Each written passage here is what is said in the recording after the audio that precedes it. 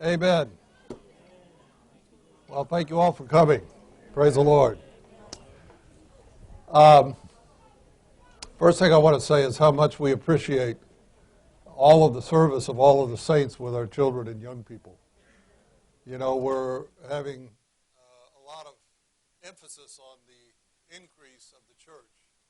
And the children and young people is the most fruitful area to labor on for the increase of the church. So you have a great opportunity, a great responsibility. I want to explain a little bit of why we're here and why we're doing this at this point in time. Of course, you know, when the gospel goes out, when the net goes out, you get all kinds of fish. And we expect that to be the case going forward. And in the process, we don't want to give the enemy any opportunity to damage our children and young people, which damages the church.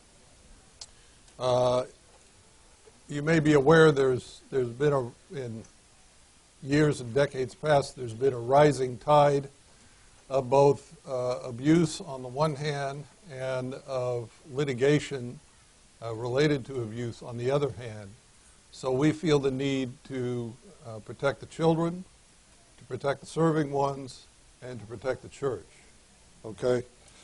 And in particular, I would mention that you may wonder, I mean, this is something that doesn't seem so divine and mystical to have a written policy. But actually, we have had this matter reinforced to us recently in order to continue to use the high school for District 5. We had to have a policy in place. The insurance company required it.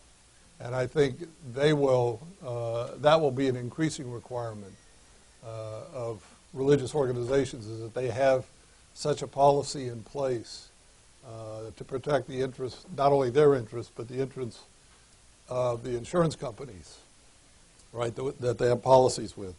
So anyhow, today what we want to do is introduce a policy that has recently been adopted, a policy for the protection of children and young people.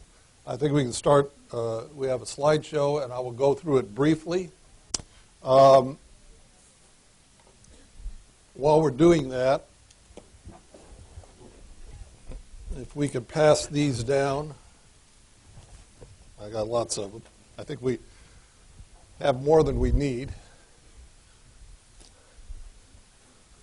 Okay, this is recently adopted policy of the church in Anaheim, and you know, we make a distinction. We have small c church, small t, small c. The church in Anaheim is the spiritual entity, the local church, standing on the ground of oneness for the body of Christ. Then there is a legal entity, capital T, capital C church, the church in Anaheim, which is registered with the state and which is responsible to manage the business affairs of the church. So you will see and hear both of those. Okay. So this is a policy adopted by the capital T, capital C church, the business entity that manages the church's resources. Okay, so our interest is in the protection of children and young people.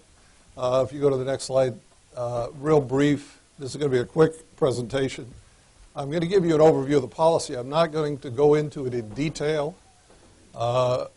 As a serving one with the young people, you are expected to read it and to follow it. And what will happen is, you know, on August 28th, there's a meeting for those who plan to be serving this coming term. We will ask you to sign a statement that says you've read it and you agree to follow the principles that are laid out in it. Okay? Then we'll talk a little bit about procedures, and then it says handouts. That's really not important. You're getting them as we go along. Okay, so the first thing we're going to talk about is the policy, and you can click past that one real quickly. As I mentioned, there are three categories. This is a high-level summary. You'll see a more detailed set of objectives in the policy. But our interest is first and foremost to protect the children and the young people. I mean, I think we would all agree that one incident, particularly one avoidable incident, is too many, right? So we have to pay the price in order to protect the children and the young people. But at the same time, we do want to protect the serving ones so that they can serve with some confidence, with some assurance that they are operating within legally acceptable parameters, okay? And then finally, to protect the church. Okay, next slide. This is a very important slide, and it requires a little explanation. Okay, the church in Anaheim is responsible to directly oversee protection of CYP. You'll see that throughout. CYP means children and young people, okay? And now here are the key words: church-sponsored, CYP-centered activities. Church-sponsored, CYP-centered activities. Okay, so this includes what? This includes children's meeting. This includes conferences. This includes the young people's meeting, right? Those are things that are sponsored by the church and are centered on the young people. Now, you have CYP-centered activities that are not sponsored by the church, right? If parents take the initiative to set something up, that is not church-sponsored, right? Or if you have a general love feast for all the saints and there are children there, that is not CYP-centered, okay? Now, you'll pick up more detail if you read the policy. But the church can only assume responsibility for oversight of the children at activities that it sponsors and that are centered on the young people. In all other situations, the parents really have the responsibility. Now, granted, the serving ones also have to bear responsibility if they take some action independently, But anyhow, all those details are in the policy. I just want you to have that general understanding. Okay, next slide. Okay, the elders in the church are responsible for overseeing the procedures to implement this policy, and it hasn't been done yet, but the elders will appoint 2 church members to be compliance monitors. And the compliance monitor's responsibility will be to oversee the implementation of this policy. Okay? So we haven't taken that step yet, or the elders haven't taken that step yet. All right, next slide. Now, this is kind of the key point that we're at and the main reason for this meeting. We need to implement a procedure for screening those who want to serve with the young people. And this outlines the process. Now, I will explain to you that not all of these steps apply to people who are already serving. Okay? So, suppose you're somebody who has not been serving, but you want to serve with the children and young people. We will have an application for you to fill out. You will need to provide at least 2 non-family references that can be checked as to your character. Okay? Then you'll be screened using a third-party service. And this third-party service is called protectmyministry.com. This is what they specialize in, is doing background checks for Christian organizations. Okay? And you'll see you will be able to go directly to their site, enter your information, initiate the background check yourself, and then the results of that background check will come back to the compliance monitors. Okay? And then assuming that's clear, you sign a service agreement and be approved by the elders to serve. Okay? Now, as I said, all of these don't apply if you're already serving. And specifically, you don't need to fill out an application, you're already serving. And you don't need to provide the references, you're already serving. What we will ask everyone who is currently serving to do is to go through a background check. Okay? And again, this is primarily to limit the legal liability of the church if we don't do this and there's an incident, then the church has a greater financial risk. Okay?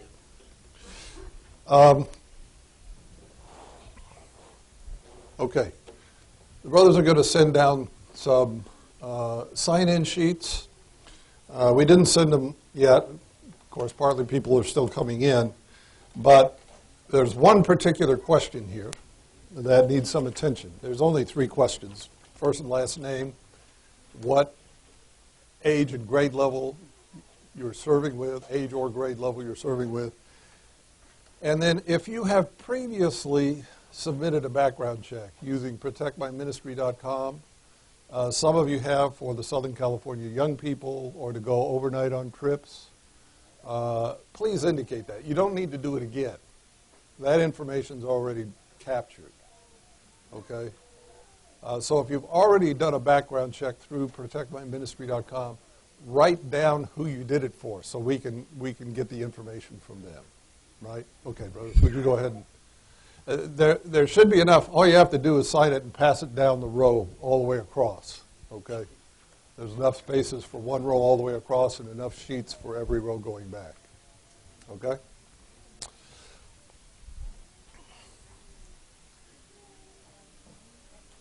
Now, yes?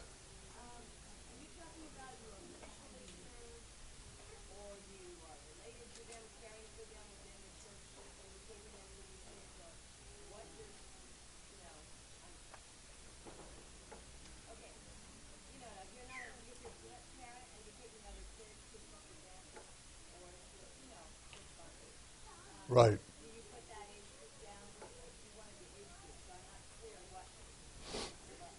Well, particularly for the age groups are those who are serving in the children's meeting or in the young people service with junior high, senior high. If it's nonspecific, just say nonspecific. And as far as who needs to do it, let me put it this way. Initially, what we want are all those that serve regularly. And I don't mean the full-timers. I mean those who serve in the children's meeting or with the young people on an ongoing regular basis. However, if you want to, there is no harm in putting your information in and having the background check done, because that would probably facilitate things down the road, depending on the particular need that arises or circumstance that arises. That would be a step you wouldn't have to take at that point in time. Does that make sense? Okay.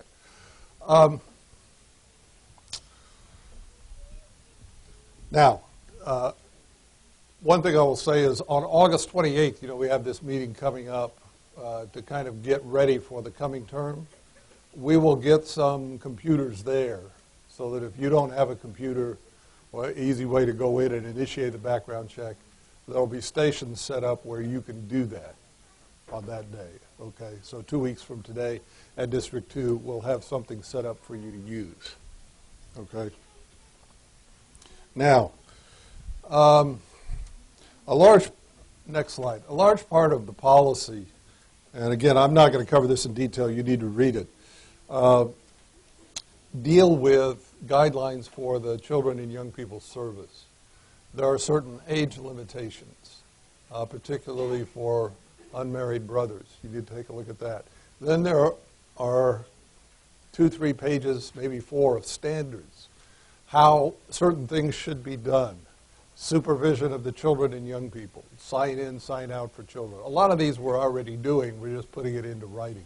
Restroom supervision for the children. Shepherding, okay, including one-on-one shepherding. Transportation, overnight trips, okay. Look at those. Be familiar with those. Because as long as you stay within those parameters, you have greater protection. Okay. Again, if it's, in some cases, what's in there is a recommendation for you to follow to protect yourself against, and to protect the children that are under your care. Again, I would reiterate, transportation is not a church-sponsored, church CYP-centered activity. It's an arrangement that the parents make, potentially with a serving one, but that's a private arrangement. So you need to know how to limit your risk in those situations. Okay, next slide. Now this is very important.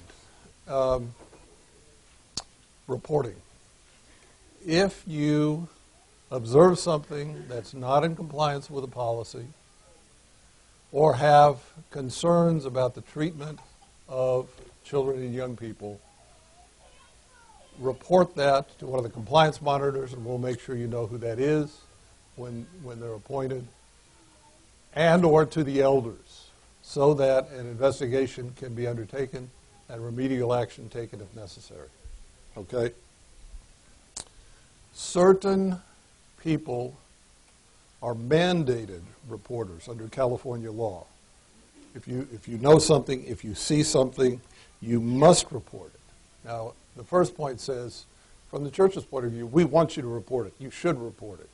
But you also have to understand, if you are a full-time serving one, you probably fall in the category of a mandated reporter, which means if you see child abuse or neglect, you legally must report it. Okay? And at the end, it gives some of the categories: physical abuse, sexual abuse, willful cruelty, unjustified punishment, unlawful corporal punishment or injury, and neglect. Okay, so all of these are things that if you fall in this category, you must report. Okay? Okay, next. So how do you report it? Oh, I'm sorry, I'm getting ahead of myself. Yeah, it includes the serving ones, the ones who are full-time serving ones. It may not include volunteers.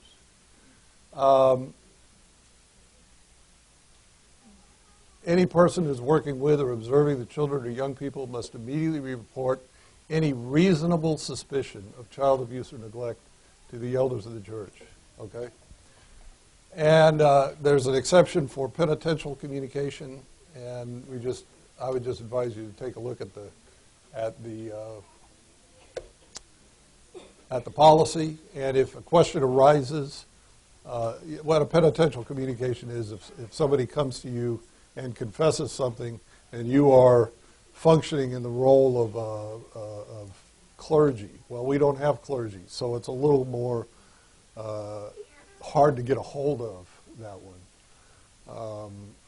But if a situation like that arises, look into it before reporting it, because there's a flip side of it. It can be a difficulty if somebody has made a confidential confession to you and you report it, and you've exposed them to some kind of legal ramifications. Okay. Next one. Procedures. All right, next. So, this is the basic procedure. Everybody who wants to be a serving one or to volunteer on a recurring basis in church-sponsored events with children and young people must complete an application and provide 2 personal references who are not family members. These are the things I mentioned before. So that's the first step. Then you go to this website, and we have it here also in print form. There's a letter. This is the address that you go to enter your information for protectmyministry.com. Okay, it authorizes a background check, which includes criminal history, the sexual offender registry, driving motor vehicle record checks.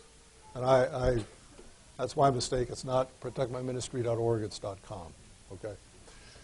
I say that because if you want to go check out their site, you want to go to .com. Again, this is what we will provide the ability to do on the 28th if you don't have the ability to do it from your home. Okay? You'll sign an agreement to abide by the Church's standards, which are articulated in this policy. And it says saints who are already serving should perform steps 2 and 3, so you don't have to do step 1. Okay? And then the compliance monitors will contact the serving ones and volunteers to initiate background checks every 5 years. So 5 years from now, if you do a background check now, 5 years from now, we'll do it again because things happen over time. Okay? Next.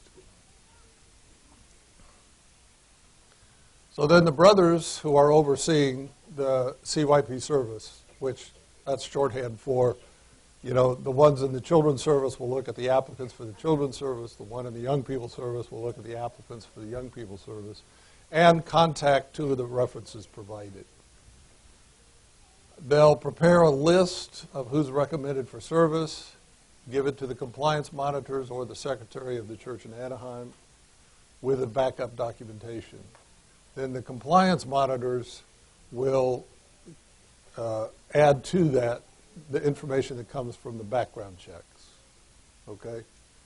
And then based on that, the elders will make a determination whether or not that one is appropriate to serve. And all of the documentation will be kept locked. Okay? So it will be kept secure. All right? In a lockable cabinet in the church's business office. Okay, next slide. We'll leave some time for questioning at the end. Okay. If you witness an incident, what should you do? I've been aware of, over time, you know, in the churches, a few incidents, and nobody ever seems to know exactly what to do. So we want to give you some guidelines. Number 1, assure the safety and well-being of the child. Right? That's first thing. Then, immediately, with proper respect, remove the accused person from further involvement with the children or the young people. This may take some coordination with the second person, right? Remove that person from contact with the children or young people. Then report the incident to an overseeing brother, one of the brothers overseeing the children or the young people service, to a compliance monitor or to one of the elders. All incidents should be reported the same day to a compliance monitor or elder, regardless of who receives the initial report. So don't sit on it. Bring it to fellowship quickly. Okay? Go ahead, next slide.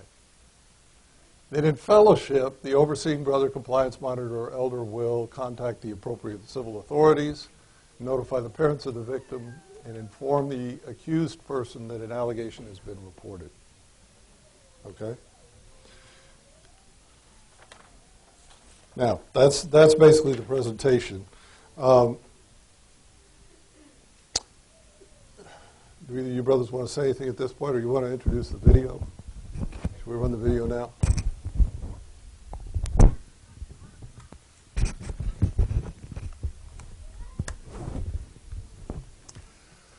Praise the Lord.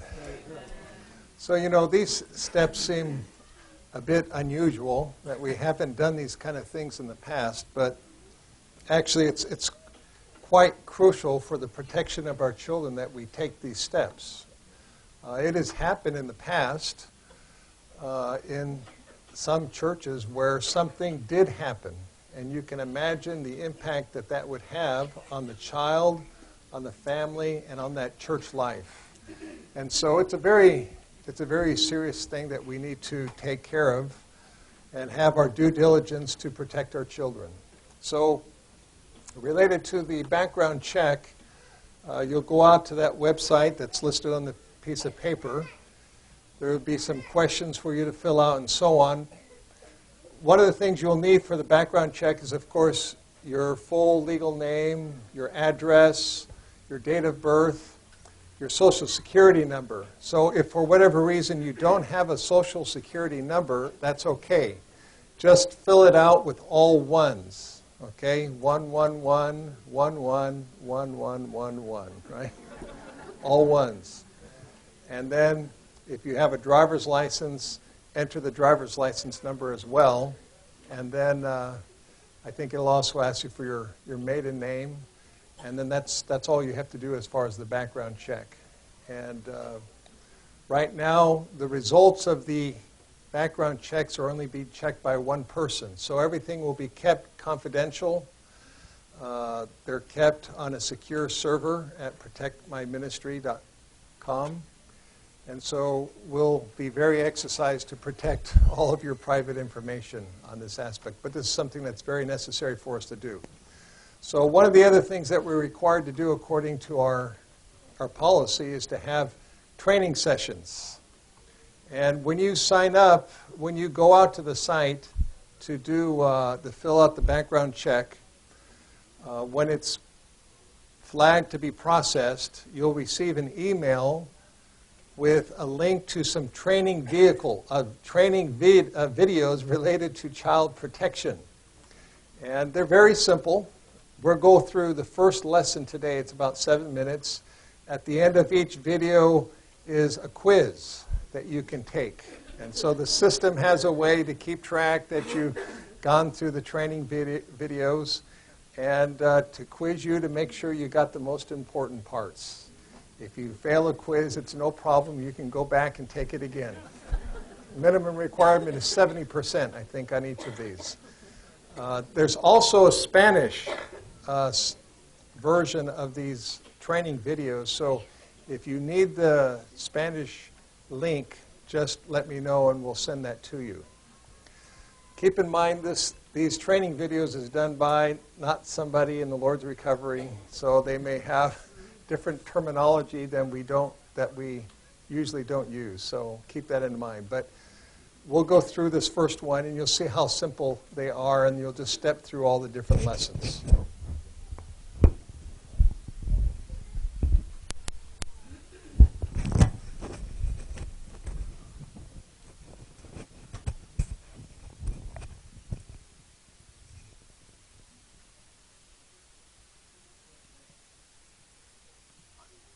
We must protect them from all types of harm.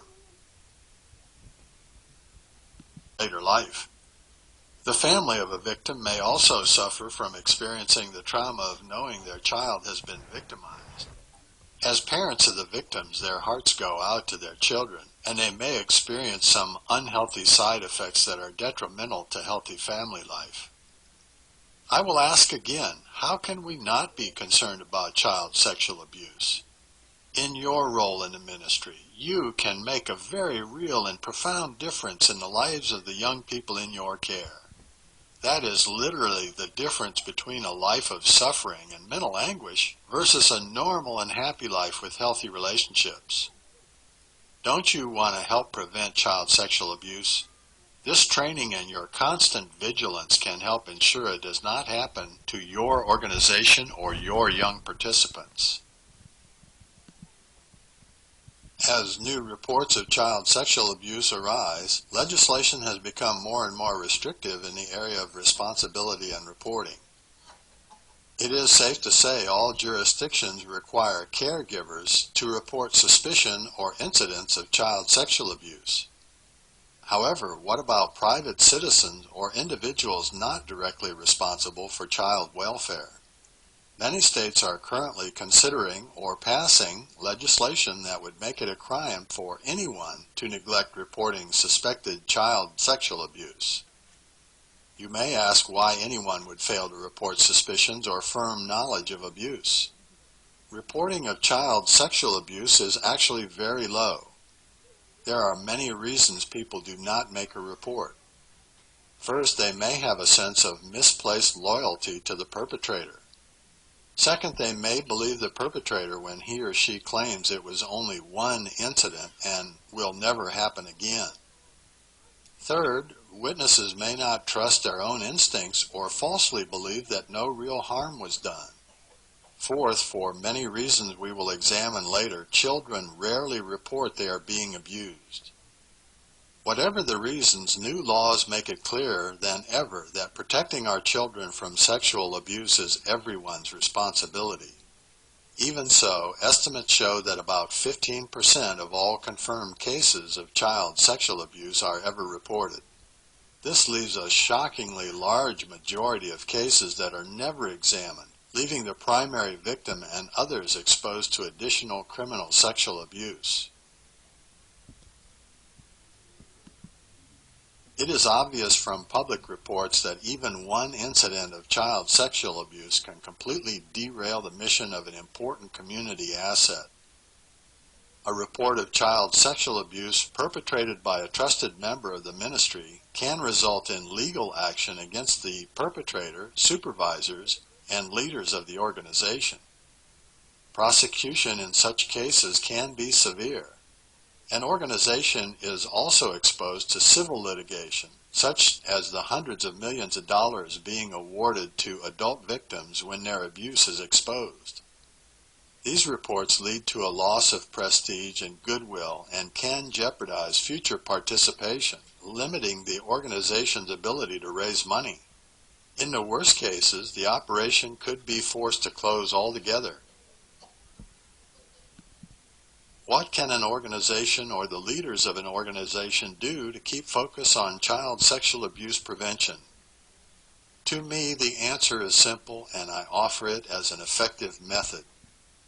The most impactful way you can make a difference is to imagine how you would feel if the victim were a member of your family, perhaps a son or daughter. It doesn't take much for an adult to imagine how this would impact you and your family. To wrap up Lesson 1, review the following scenario and discussion. While there are no totally right or totally wrong answers, choose the option that you think best fits the circumstances.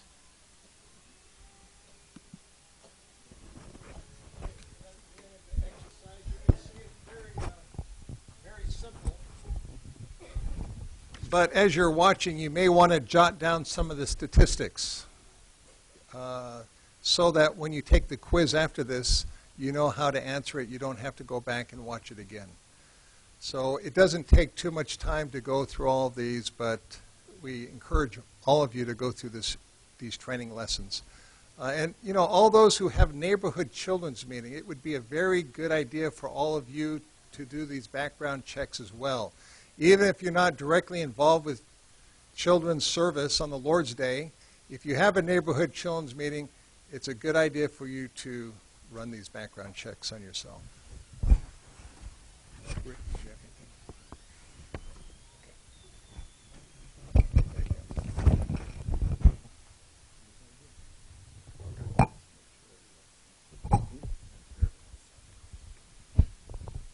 Okay, we want to make sure everyone signed the list, got the letter, and got the policy. Is there anybody who's missing any of those three things?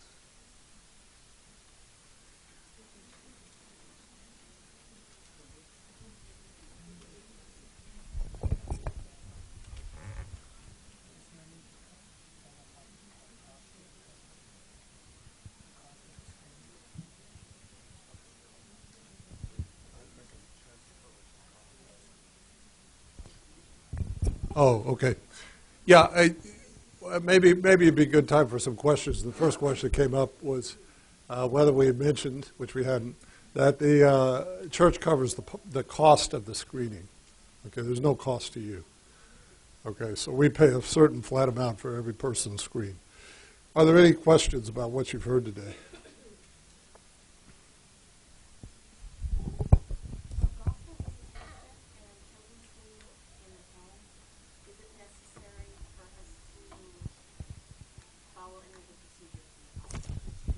Well, as I said, I think okay, the question is visitation and children's meetings in the homes, right? For the gospel. I think you'll find some help there are some recommendations about You know, in general, I mean, again, because there's no real way for the church to provide oversight of those things, you are assuming the risk yourself in a sense. And the best way to protect yourself is not to do it alone, right? To do it with one other who is not a family member, okay? That's the best protection. Any other questions?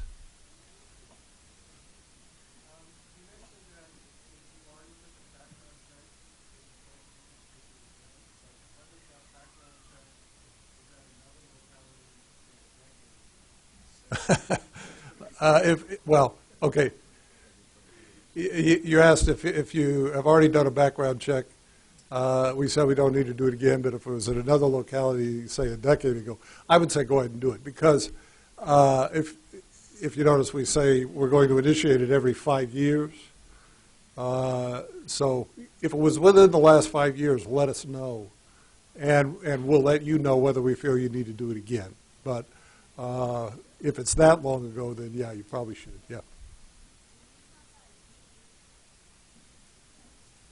Sorry, can we get another microphone to circulate? Oh, is there a deadline? Deadline. Well, we haven't set a deadline. I think that the sooner we can get it done, if we could, you know, like I said, for those who don't have access to a computer, we hope to get some computers into the meeting on the 28th, which is 2 weeks from today. So if you could do it by 2 weeks from today, then we'd be well down the road, okay? Because, you know, the thing that's going to happen is if after 2 weeks, we're going to have to follow up with anybody that hasn't done it. We're going to have to check with you and find out why and when you can do it. Yeah.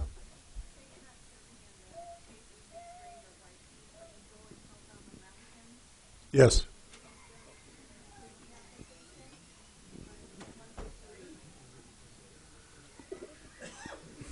Let's say you don't serve kinder through 6th grade or YP, but you help out when there's a conference up in the mountains, like young adults conference, with child care, or Spanish-speaking conference. You're not a serving one through the children, but you're serving in other services. Do you still need to do 1 through 3, or just 2 and 3? Oh, well, if you've been doing it already, I would say you just start with the background check. Okay. Okay. And by the way, I don't want to imply that by children and young people we're excluding pre-elementary. No, this also applies to those that are in the nursery. Okay, that's very important. Those who serve in the nursery. And I would comment, I mean, you really need to read the policy because you know, we're like everybody else. Over time, our practice gets loose if we're not really exercised. And so let me just give you a scenario. You're serving in the nursery and somebody doesn't show up. Then if you just grab somebody and say, would you serve? And you don't know if that person's, you know, if they're not a screen serving one already, then you're assuming some kind of risk, or you're making the situation more risky, right? So we need to be exercised also to take care of one another in this regard, in that if you for whatever reason can't serve when your turn is up, you need to make an advance arrangement that somebody who is approved for that service would take your place.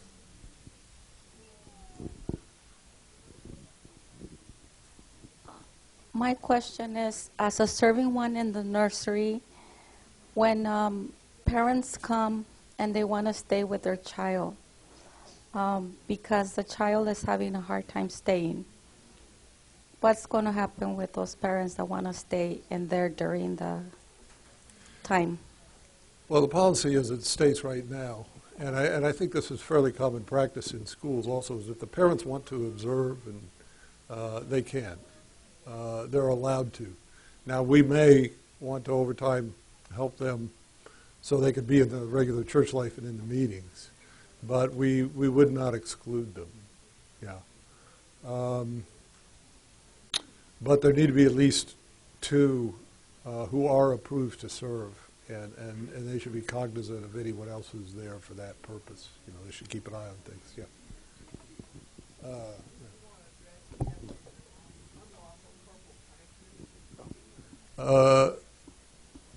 It's addressed in the policy. The policy explains what's meant by unlawful corporal punishment. Basically, it means any corporal punishment, except that if you have to restrain a child because they pose a threat to themselves or to others, that's allowed. But in that case, you have to tell the parents when they come to pick the child up, and you may need to send somebody to tell the parents to come pick the child up, right? But as far as using corporal punishment on a child, that's not allowed. As far as the background goes, I have an active federal background check on. Do you guys take that one, or do I have to go through the clinic? You have a what? A federal Background check. Well, I don't know. We haven't thought about that. But that may well be adequate. I think we could, if you have some other kind of background check, he just said he had a federal background check, we'll just fellowship about it, yeah. Yeah, maybe I would just say if you don't have a way for us to verify it, then it's just safer to go ahead and do it. It won't cost you anything. This one was done by the governmental agencies. The one was a child care provider, so I had to get them done. Right. They are still active, and I paid for those. Yeah. Do I have to pay for this one? So You don't No, pay. no, it doesn't cost you anything. So it's safer for you just to go ahead and do it again. Because if you put down that you were in the young people, the SCYP, going on a conference, and you did one with them, and you indicate that on the list, we'll go ahead and check with them just to verify that it was done, because we have to do our due diligence on this point. So if it's with an entity that it's not going to be easy to confirm it, it's probably better just to go ahead and do it again. It's very simple. Okay. Any other questions? So you would encourage all of us, even if we are not a regular serving one, to sign up for the background check. Is that right? Well, if you have any kind of frequent contact with the children or young people, I would make it that vague. I mean, you know, it's there's everyone who has regular contact, but I mean, if you read the policy, you'll even see if you have a home that has regularly hosts, say the young people's meetings. There was a time when we were having young people's meetings in the homes periodically. And if your home was a home that is regularly visited, you should be subject to a background check, because that is a situation in which abuse has been known to happen. Okay? So yeah, I mean, there's no harm in having it done. You know, and like I said before, if a situation arises where it's needed and you've already done it, then that just facilitates things. Anybody else? Here's one question that we get asked as part of the SCYP is, what if your status in the United States is not so good, and you know, will I be in risk of deportation or anything like that? Yeah, that's the situation that Kurt was talking about. Say you don't have a Social Security number, you use the ones, but you're not at risk. This is for them to provide information to us about, you know, criminal history, driving record, the sexual crime kind of thing, and not to any kind of civil authority. Okay. Anything else? what are the agencies that are doing the background check? Sorry. What are the agencies that are doing the background check?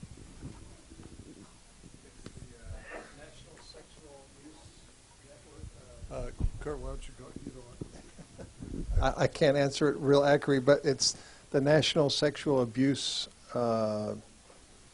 database is the one that's used, and then I think it does check the county level and also on the state level. Yeah, I can't give you an accurate list of all the agencies, but those are some of them. Yeah, probably if you looked on the site, protectmyministry.com, it would tell you, but yeah. I have another question. Sure. Does picture taken falls into child protection? Picture taken, like people just taking pictures of other children in the classroom, or is that falls under children protection? Well, I have to say that that's something we haven't considered. I think if you follow the guideline, I mean, you look at the restroom procedures, you'll realize that. Huh?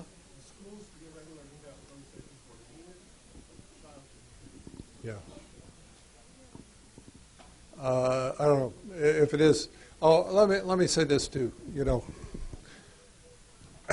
this policy is extremely difficult to cover every situation that arises. And so the scope of it is mostly to identify and in a sense limit the liabilities. But things may arise that cause us to question certain aspects of the policy. You may find something that you feel is not workable. Don't think that this policy is absolutely set in stone. Bring that into fellowship. Because, like I said, it's very, very difficult to anticipate every kind of situation. And so your feedback would be welcome and quite useful. Okay? Like this one. I never thought about pictures, but yeah. Anything else? Any other question? Chuck. After submitting the background check, did the company or the organization would send us a result in writing and at the same time send you a copy? No, you won't get anything back. You know, if there's some problem, then of course the brothers would let you know. Okay. But yeah. Oh, is there? Okay. So you okay? But you said that at the end of the interview, then there's an option for them to send their findings to you. Okay. Okay. Thanks. There's a sister over here.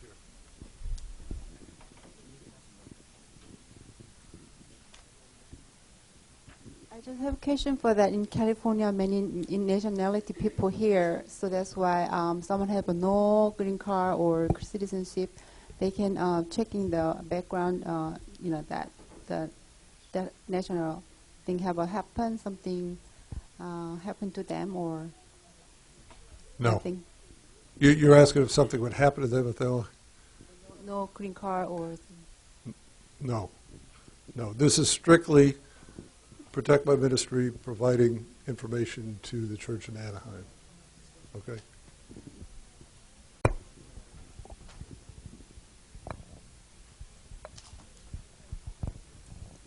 Anything else?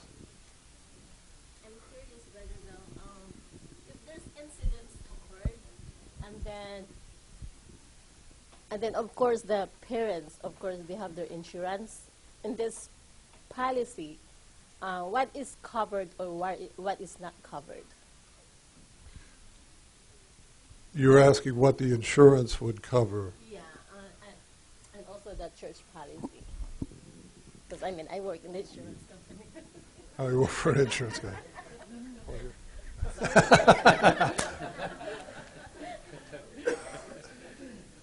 Well, the church has an umbrella policy, and I think we have a particular abuse, child abuse kind of clause in it up to a certain amount.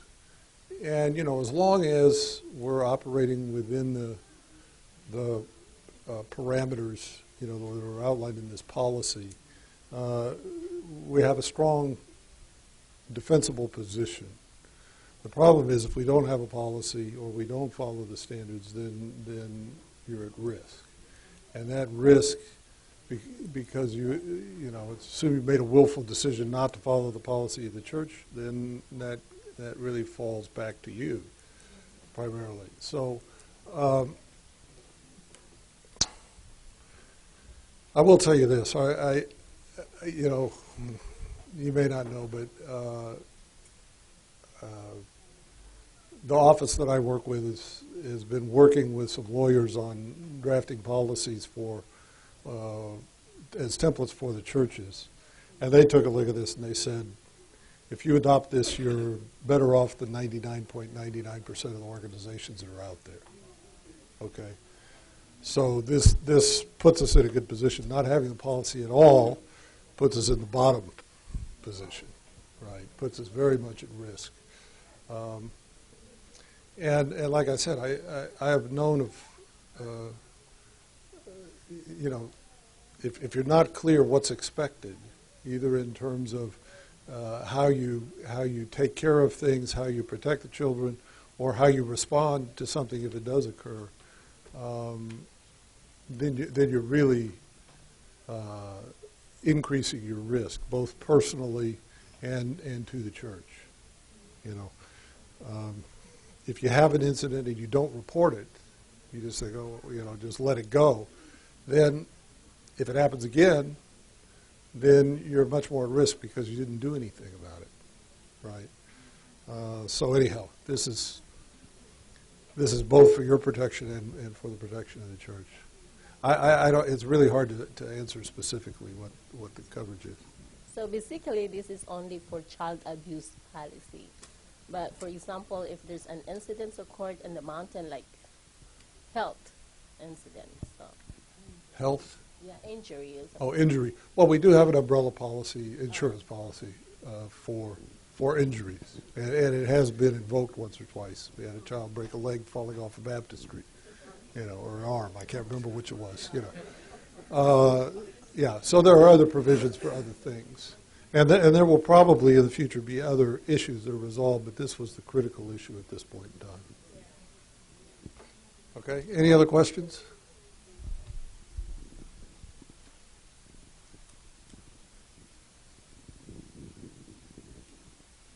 It was mentioned that for those persons that do not have a social security number, you enter 1111.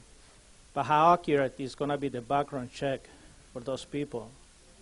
Especially when someone can change their name and you don't have another means to check the real identity of that person. I'm going to let Kurt answer that. Yeah, I mean, this is not waterproof, obviously. And, like when you asked about you had criminal background check done elsewhere, and we don't question anyone here, but we do have a responsibility to have the policy and to carry the policy out and to fulfill all the steps in the policy. And obviously, if we say some, you don't have to do it because, you say you've done it somewhere else. If we don't have a way to verify it, we've got a liability on our side because things that happen are typically not always with strangers. The high incidence is it's usually a friend or family member. And that's where, if you just don't have the same policy and carry it out with everyone, that's where we can get into trouble. And so as far as we're trying to take care of those who may not have a proper status, and some people may not have a Social Security number, that's okay. Just put the ones in. Obviously, that that check won't return anything.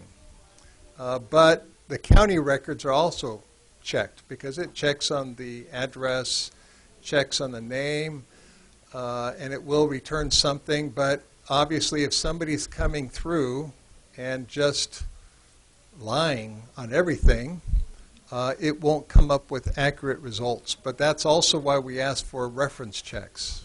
Okay, online it asks if you've been in another church. It's asking for references, and we will gradually follow up on all those references to check. So we're doing the best we can do. Obviously, it's not foolproof, but at least we're doing something on here to improve the situation.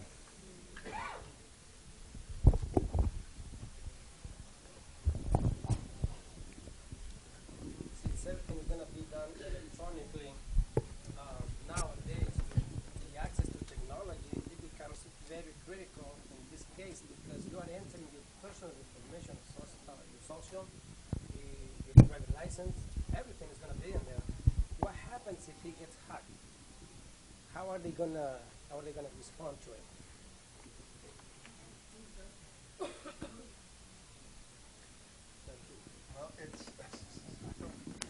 Of course, this is a worldwide problem. Same thing with your bank account.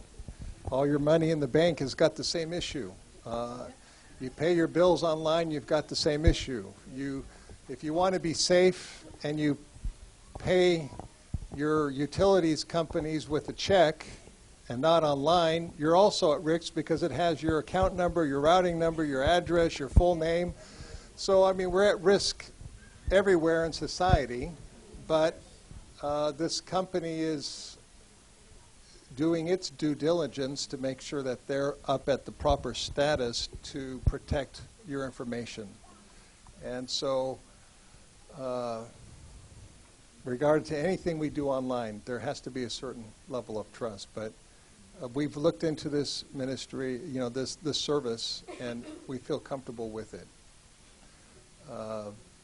It's also the same issue if you keep written records. If you keep it in your service office, somebody could always break in through two locked doors and locked file cabinets and get to your information. It's just nothing is totally secure, but we're doing our best to make sure everything is secure and that your information is confidential. Even ones who will do the reference checks will only use a few people who are some older, mature saints in the recovery who can be trusted to keep everything confidential. So we're doing our best, but this is something that we have to take care of. And I'm quite sure that Protect My Ministry has an insurance policy in place.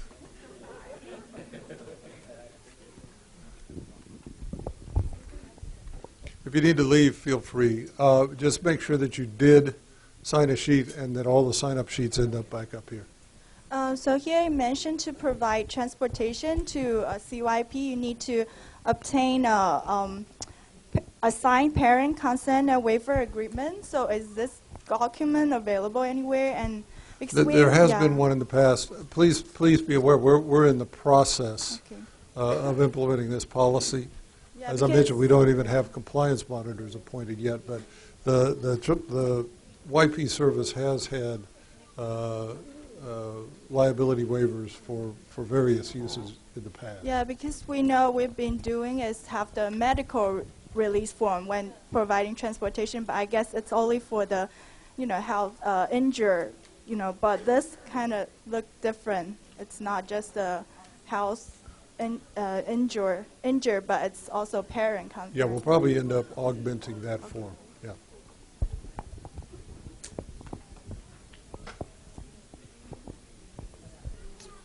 Well, thanks, Saints. We appreciate your being here. Amen. And again, we appreciate your service tremendously.